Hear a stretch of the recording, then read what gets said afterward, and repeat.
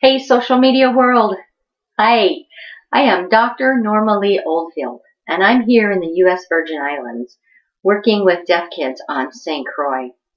I arrived here 2 years ago, and when I got to the schools, I met some of the deaf kids, and they were just, really excited and happy to start learning because they had almost no functional language.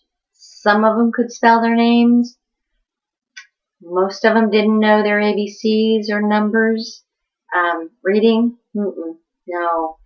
But by the end of the first school year, we had made a lot of strides. We were teaching, formal ASL. They were picking up a language and really making some academic progress.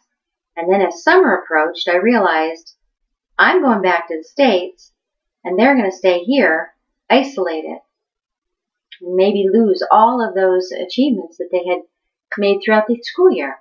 So I decided I'm just going to stay. I'm going to stay and put together some kind of camp for them so that all of the kids could get together and play every day in a natural environment where they could use any kind of language to communicate. They could use sign language, they could speak, we could use gestures, they could invite their siblings and their mothers and their grandmothers and their neighbors and their teachers, anyone who wanted to learn sign language to help build a signing environment for these kids could come and play, no cost at all. Well, there were some costs, and I funded a lot of that. And then we had some community members give donations of t-shirts and lunch supplies and bottled water.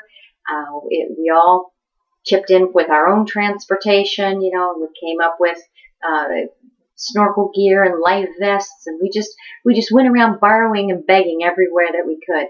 And by the end of summer, we had such a strong bond between these kids, hearing and deaf and hard of hearing. It really didn't matter. They just were comfortable with each other, and they could talk about all of the things that they had learned, and they had gone hiking, and they had gotten a little lecture about the bugs in the area and how you can eat termites.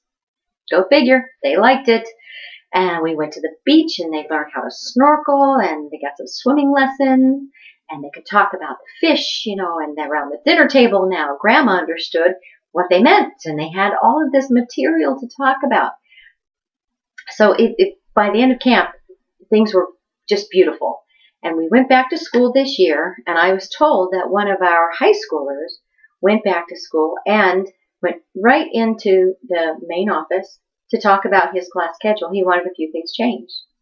Now, I've been told he never would have done that before, but he felt so confident, and he felt empowered, and he wasn't afraid to try and talk to the staff. I know one of the little ones came back fully loaded with stories that she was ready to share with the other kids, and when they're journaling in the morning and talking about, tell me what you did this summer. Oh, she had plenty to tell, lots to talk about. So we want to do that again this year. In fact, she's already picking out which classmates she's going to invite to summer camp. This is where I need some help. I am one person. One. I'm physically here, but I need a lot more help. I could use some advice on nonprofits and an accountant and an event planner, someone who can help us raise funds throughout the years. I could use teachers and counselors, and if you have time and talent, come play with us. Come play with us on St. Croix this summer. And if you can, send some money.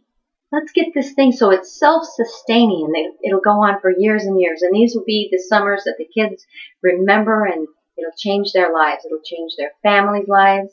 The resources here on the island are scarce. There's very little to go around. It's very expensive here, and the government support is non-existent.